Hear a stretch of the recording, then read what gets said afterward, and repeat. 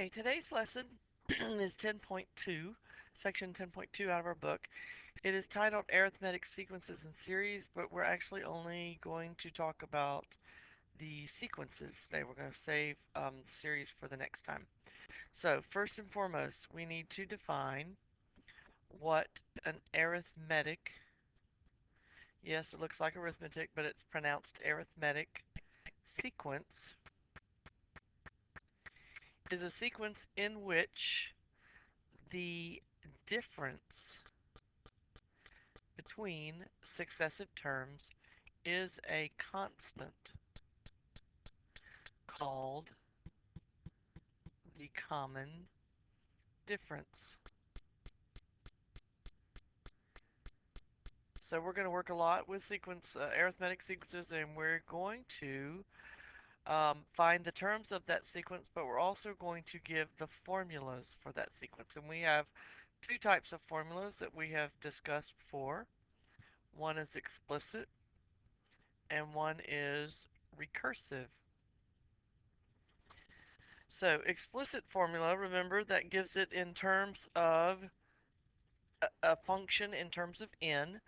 So our explicit formula looks like a sub n equals a sub 1 plus n minus 1 times d. Okay, d is that common difference.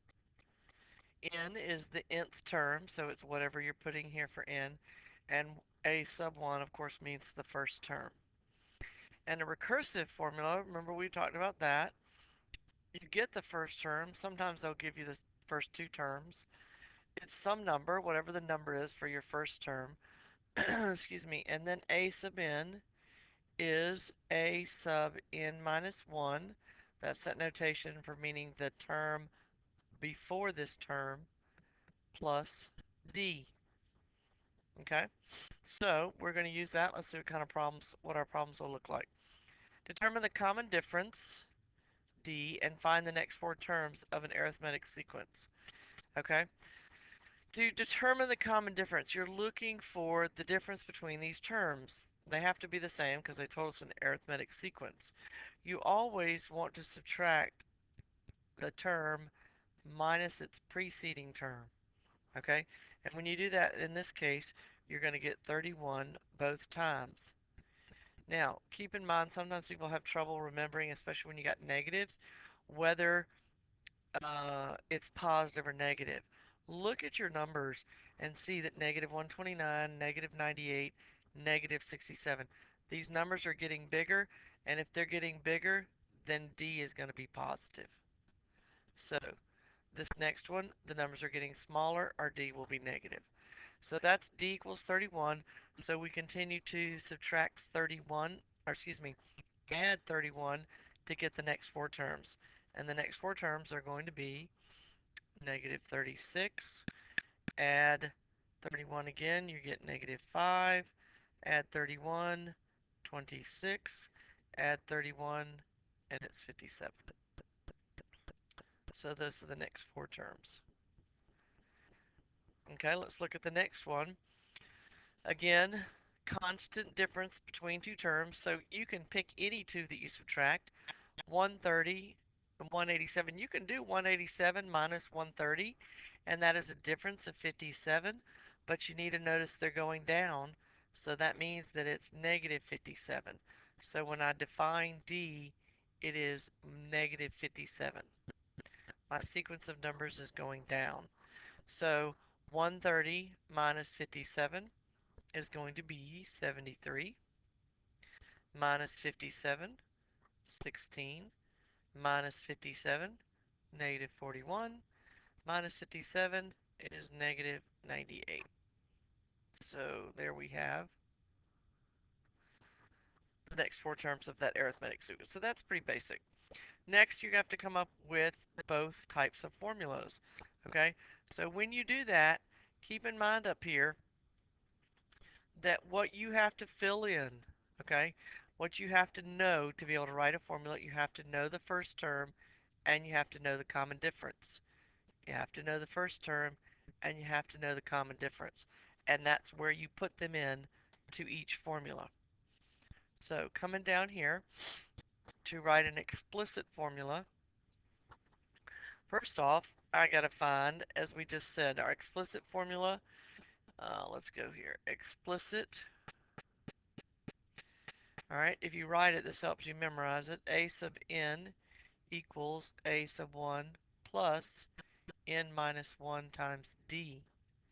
So as we talked about, I got to find a sub 1. Well, there's a sub 1 right there. And what is d? It's the difference between the terms.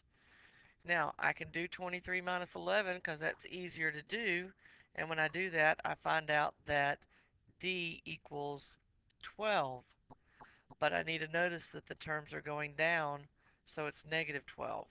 Or as they tell you, you take a term and subtract the term before it. So 11 minus 23 is negative 12. So I'm going to put those into my formula, and I'm going to have a sub n equals a sub 1, which is 35, plus n minus 1 times negative 12. Got to put parentheses around that negative. So we do want to simplify that. 35 minus 12n plus 12, and that becomes negative 12n plus 47. So a sub n equals, and that's my explicit formula. Now let's go write the recursive one. Again, I need the a sub 1 and I need the d. So my recursive, that general one, is a sub 1 equals some number, and a sub n is a sub n minus 1 plus d. So all I'm going to write is a sub 1 equals the first term, which is 35, and a sub n equals a sub n minus 1. D is minus 12, so I'm going to write minus 12 instead of plus and negative 12. And that's all you have to do for your recursive formula. Okay, if you have any questions, write them down, email me, or come see me at some point and ask me to clarify it for you. All right, moving on to number 3. We have to find the 38th term of an arithmetic sequence, and they give us the set of numbers here. So 3a, again, arithmetic sequence means there is a common difference, and that means d is going to equal 25 minus a negative 2, which is 27. My numbers are going up, so it is positive. Um, Again, my general formula, a sub n equals a sub 1 times n minus 1 times d. Now the 38th term means a sub 38 equals a sub 1 plus 38 minus 1 times d. Okay, so I'm going to plug in a sub 38 equals the first term, a sub 1 plus 37 times my d, which is 27. And so I write a 12. Yep. Okay. Um, plus 37 times 27. Put that in your handy dandy calculator, and the 38th term is equal to 970.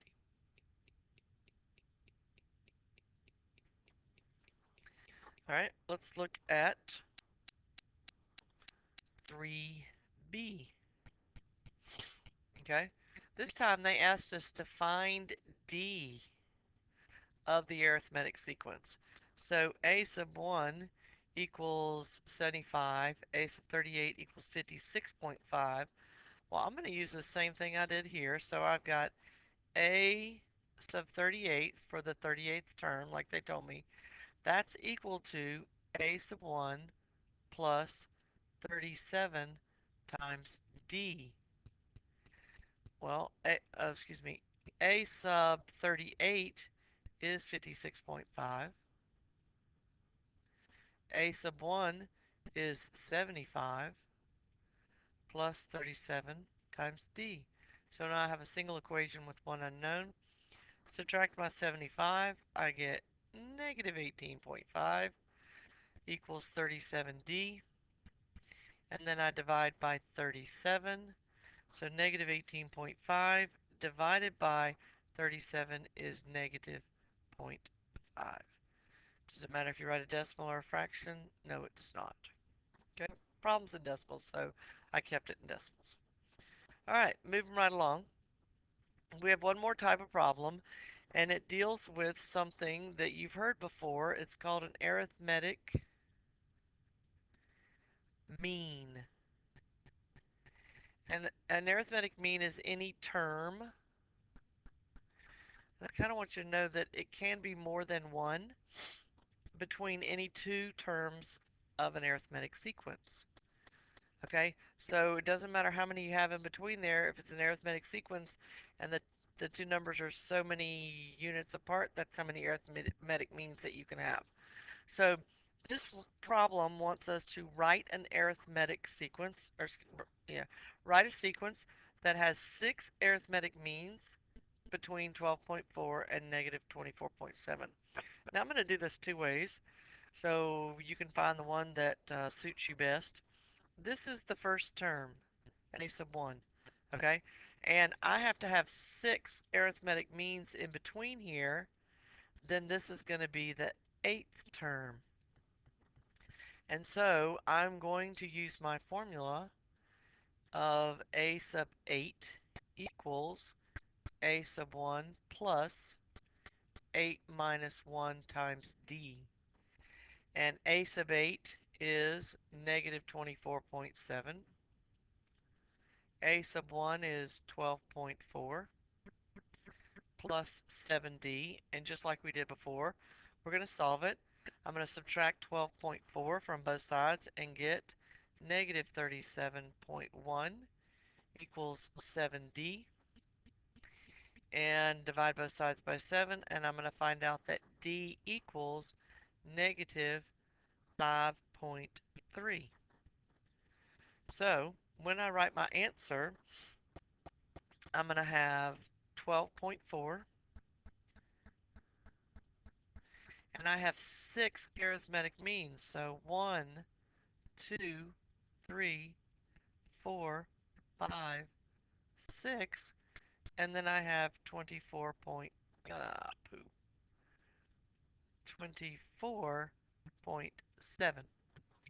So I need to fill in those blanks, and each time I'm going to subtract 5.3.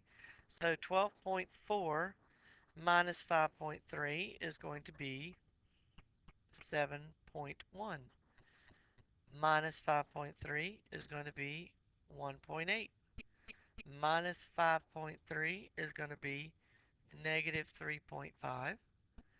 Minus 5.8 is going to be negative 8.8. Minus 5.3 is going to be negative 14.1. Minus 5.3 is going to be negative 19.4.